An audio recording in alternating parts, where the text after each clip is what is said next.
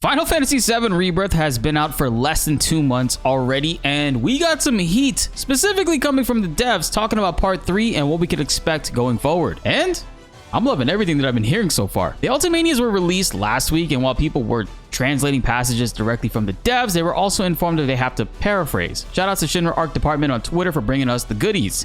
There are lots of details in the coming weeks that you guys do not want to miss out on, so hit the subscribe button and notification bell to help stay up to date on all of that, and also to help raise that 38% even higher.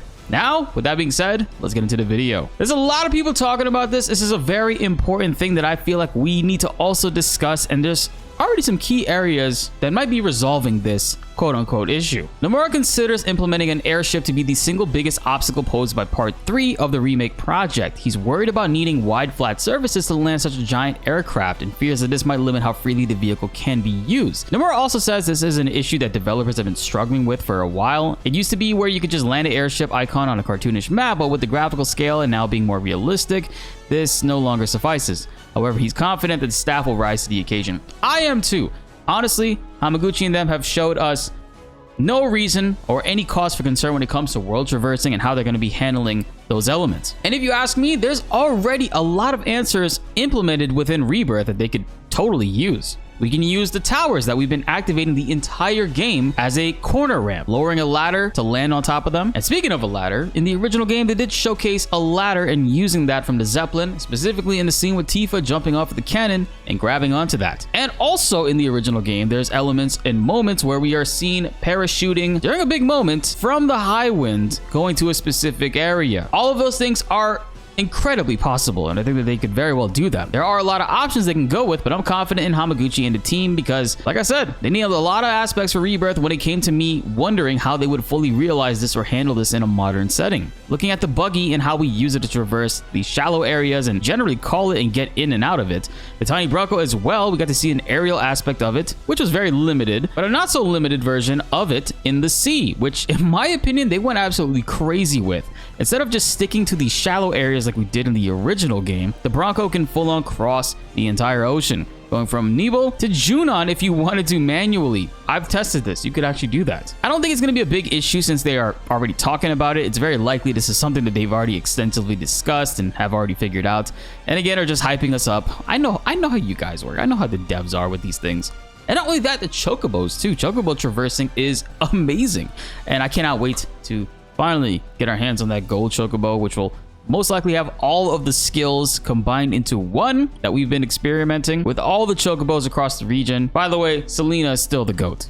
Best chocobo in the game, hands down. Now, this next one does talk about spoilers, so warning for those who have not finished Rebirth just yet. They are going to be talking about elements for Part 3, what we can expect, what they are planning to do, and giving us generally an idea for that. But in regards to the story and how things should be started off when it comes to Part 3, Hamaguchi says that if the third remake game is to follow the original, then we will be picking up by going to the Icicle Inn, the Great Cavity, which is the crater.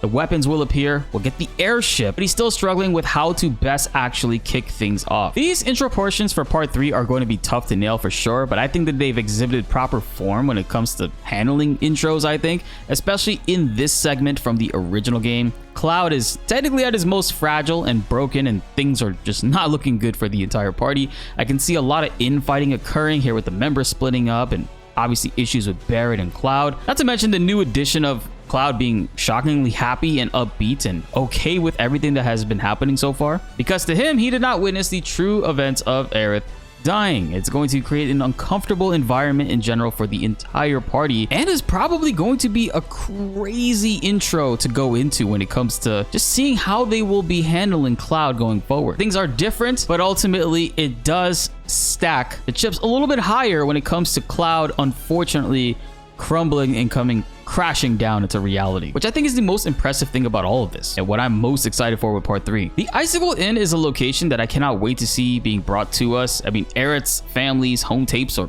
well, research tapes, are going to be exposed to us. I just wonder what the entire party's reactions will be to those. Will they even get to see those? It's just going to be a background thing that we don't technically get to see them interact with, which I hope not.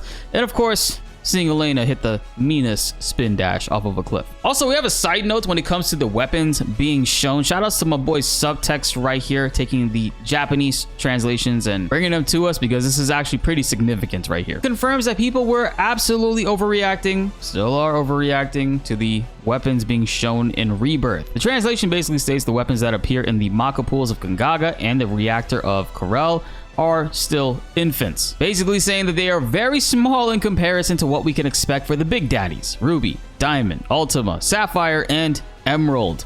There, guys, now you can stop. I don't know why there are so many comments about this. They are not changing the weapons. They've said as much. This statement right here clearly shows their intentions and what those that we have seen already in Rebirth are in comparison. This one's a little bit of a weird one. Kazushige Nojima says there was a period where he resisted the idea of taking Final Fantasy VII Rebirth scenario all the way up to the Forgotten Capital. At that point in time, the plot of the second game ended at the Gongaga Maka reactor after Tifa falls into the live stream. Could you imagine that, by the way?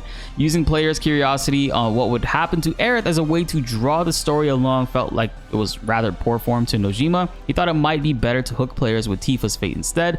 However, for the sake of fewer parts to the project, this plan changed. So this was obviously an early idea when they had more than 3 parts in mind, when they were trying to maybe do 4. I could totally see, because like, you know, when you think about it, right? Gongaga's chapter ends at chapter 9, which is a pretty huge portion, and that was considered to be a stopping point. Oh my god, I would have been very upset about that. Very glad that they are doing 3 parts for this game, and it is not just going to be 2 or 4 parts. 3 parts is great. Greatly looking forward to the next one. Definitely would have been a crazy twist though. In the fight against Sephiroth Reborn, the characters are divided into 3 separate areas. Nomura says they're all dealing with the same entity, theoretically speaking. Sephiroth is sort of a transcendent being, so he can operate in multiple worlds at once. So Sephiroth and Aerith, I think, are very, very similar when it comes to where their power scaling are and what they can basically do or manipulate. I don't think Sephiroth is aware of Aerith's capabilities, which is why at the end of the game he does make a statement where he straight up tells Aerith, hey, I underestimated you. Clearly directed at Aerith. While Sephiroth is a major force to be reckoned with, for some reason, the man himself that has had his plans thwarted in previous universes by Aerith, for some reason did not think she should be a concern, which is weird to me. Now granted, Sephiroth might just have tunnel vision. He just sees Cloud's cheeks and he really wants to clap them, and lusting for that ultimately throws him into a really negative space. End of the fight, when he's flying away, he laughs pretty loud, like audibly, and flies away. And Cloud and Aerith, so they openly acknowledge that to show to the viewers, to the players, hey, that is very significant right there. Sephiroth has a new plan in mind, and maybe that does pertain to manipulating and using Aerith to also manipulate and use Cloud, which is a big focus on what Max is talking about with his theory when it comes to all of this stuff and what could be going on and what could be leading us into the next game. Again, all theories are not confirmed. There are some things and whatever we can go off of whatever the devs are saying, but nothing is confirmed. This is all just fun, and I think it's a really cool idea. I could totally see it happening. So imagine how gut-wrenching that is. But yeah, Sephiroth being in multiple worlds at once, fighting against all the different characters from Zack, the rest of the party, Cloud and Aerith, and Cloud's mind. Who's to say Aerith can't do the same, or has already been doing the same thing from the entire jump from the beginning of Remake? I do believe Aerith has been manipulating things and is a big reason why everything is folding out the way that it is. This one is very interesting, but I don't have an exact answer for it, but I do want to bring it up to you guys because for those that are very well versed in this, please drop a comment. I think this would be very interesting to discuss at a later point. Kazushige Nojima says that in writing Rebirth scenario, he studied the Buddhism, Yogacara, and Jung's theory of the collective unconscious. Referring to these should make it easier to understand how the game's world works and may even hint at these stories ending. I think we're gonna have a really fun talking about this this Friday. We have a special Final Fantasy VII Rebirth stream with some big surprising guests, and I can't wait for you guys to check that out. Still no official time on that yet, but we're aiming for Friday, and I will make an update video letting you guys know. And this one does kind of disappoint me, I can't lie. At Gongaga, Aerith voices I'm glad to Tifa. Nojima always wanted to have a character deliver a line with only their lips moving, and even proposed the idea with several games in the past, but they always had to use subtitles in case people thought it was a bug. That's exactly what somebody would say if it was a bug now, right? No, but I always thought that what Aerith mouthed here to Tifa was, you got this, at least to me. I mean, obviously this is the Japanese translation, so it very well could be that, but I always thought she was saying, you got this, and then Tifa mirrors it back during the Loveless musical portion where she fully outright says it to Aerith, you got this, to her before she starts singing. But it's obvious that Tifa and Aerith have both been talking in private. They've showed us that multiple times, and they're very concerned with Cloud, and they both have a plan set in motion on how they can go about preventing or helping to fix things in the future. Aerith's current plan, though, I don't know if that's actually the right or the best way that they could possibly take it, as far as like Aerith thinks like helping the situation will be.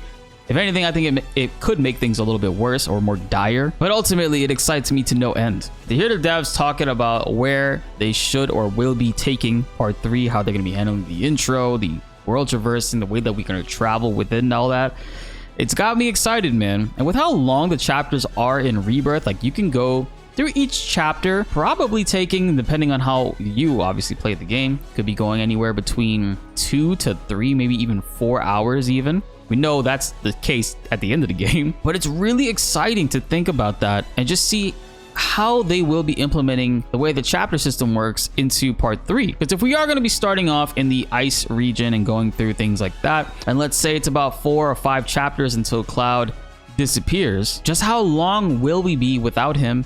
Can we actually control that element, like going immediately to Mideel and having Tifa leave the party to take care of Cloud, and then Sid being in control? Like, will that be a couple chapters? Is that just going to be like half a chapter? I don't want it to be too significant of a time. I think like 1 or 2 chapters is enough, to be honest, between 4 to like 6 hours of gameplay. But remember, part 3 is going to be an even bigger game, bigger, more so than part 2 was, and that's a lot. That's saying a lot, especially given the way that we will be traversing and interacting with the world in part 3. Oh my god, my mind is like blowing thinking about it. But I am curious to hear what you guys think. Please drop a comment. Let's get a discussion going. I want to hear what you all think the devs should or shouldn't do when it comes to part 3. And also, what did you think about part 2? Be sure to like the video if you enjoyed and subscribe if you are new. More Final Fantasy VII Rebirth videos and hard mode guides are on the way, and you don't want to miss them.